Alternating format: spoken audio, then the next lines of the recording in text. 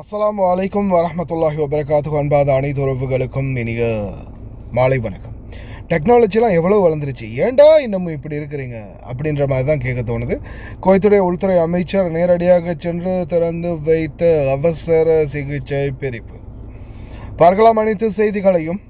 குவைத்துடைய customs T4 விமான நிலையத்தில் மீண்டும் ஒரு நபரை பிடிச்சிருக்கிறாங்க. கிட்டத்தட்ட 855 கிராம்ஸ். இந்த நாட்டிலேருந்து நீங்கள் சும்மா பிஸ்கட்டாக கொண்டு போனால் கூட பெரிய அளவில் அவங்க பில்லது இதை பார்த்தாலும் கூட பெருசாக குடைய மாட்டாங்க. ஏன்டா நீங்கள் இந்த அளவுக்கு காமெடி பண்ணி வச்சுருக்கிறீங்க அப்படின்ற மாதிரி. இங்கே பாருங்கள், ஸ்கேனிங் மிஷினில் பிடிபட்டிருக்குது.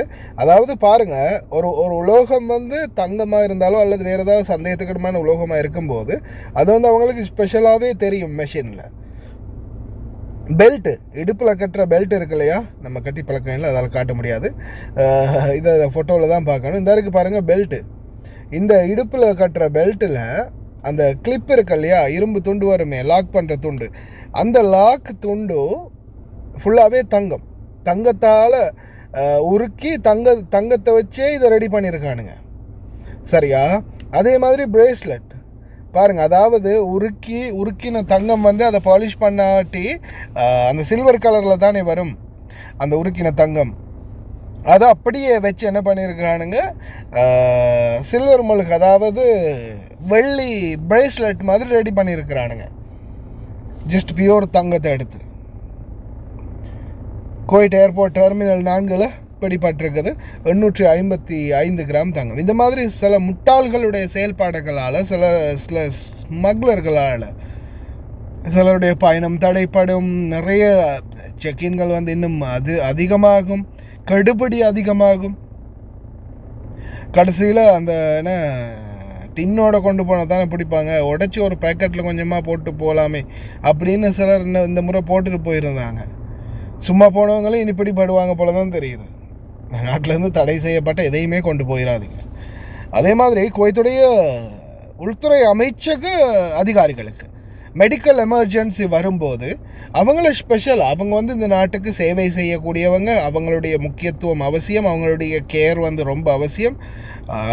பொதுமக்களாகவும் இல்லாமல், மக்களுக்கும் இடைஞ்சல் இல்லாமல், இவங்களுக்கும் இடைஞ்சல் இல்லாமல் ஒரு தனித்துவமான அவங்களுக்கான ஒரு அவசர பிரிவு சிகிச்சை இருக்கணும் அப்படின்ற ஒரு ஏற்பாடில் ஷேக் நவாஃப் அஹமட் அல் பில்டிங் ஜாபர் ஹாஸ்பிட்டலில் பார்த்திங்கன்னா புதிய ஒரு உள்துறை அமைச்சக அதிகாரிகளுக்கான கட்டிடத்தை திறந்து வச்சுருக்கிறாங்க. குவைத்துறை உள்துறை அமைச்சர் ஷேக் ஃபஹத் யூசுப் சவுத் அல் சபா அவர்களுடைய தலைமையில். அந்த காட்சியை கடைசியில் அட்டாச் பண்ணுறேன் பாருங்கள்.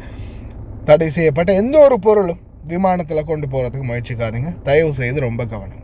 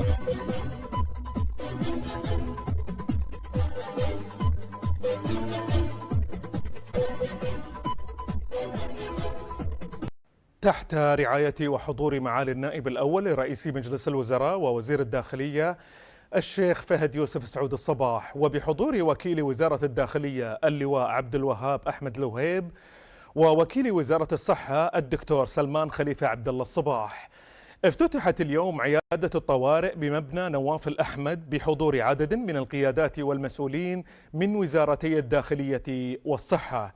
واطلع معالي النائب الأول لرئيس مجلس الوزراء ووزير الداخلية على تجهيزات العيادة وأقسامها، واستمع إلى شرح مفصل حول آلية العمل والخدمات الطبية التي توفرها لمنتسبي وزارة الداخلية من العسكريين والمدنيين.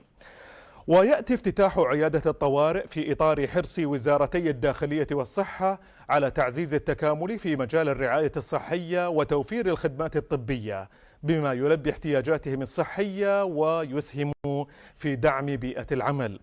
وأشاد معالي النائب الأول لرئيس مجلس الوزراء ووزير الداخلية بجهود وزارة الصحة وتعاونها المستمر، مؤكدا أهمية مواصلة العمل المشترك بين الوزارتين للارتقاء بمستوى الرعاية الصحية المقدمة لمنتسبي وزارة الداخلية وتوفير خدمات الطوارئ الطبية التي تسهم في تلبية احتياجاتهم الصحية وتسهيل حصولهم عليها، مشيرا إلى أن الاهتمام بصحة منتسبي الوزارة وتوفير بيئة عمل متكاملة يأتيان ضمن الأولويات، بما ينعكس إيجابا على كفاءتهم وأدائهم في القيام بواجباتهم ومهامهم. من جانبه أوضح وكيل وزارة الصحة الدكتور سلمان خليفة عبد الله الصباح أن العيادة تمثل إضافة للخدمات الصحية المقدمة لمنتسبي وزارة الداخلية، مؤكدا حرص وزارة الصحة على دعم وتسهيل حصول الموظفين على الرعاية الطبية وتعزيز جودة الخدمات الصحية المقدمة لهم. وتقدم العيادة خدمات الرعاية الصحية لمنتسبي وزارة الداخلية من العسكريين والمدنيين، وتوفر لهم الخدمات الطبية داخل مقر الوزارة بما يسهم في سرعة وسهولة حصولهم على الرعاية الصحية وفق أعلى مستويات الجودة والكفاءة.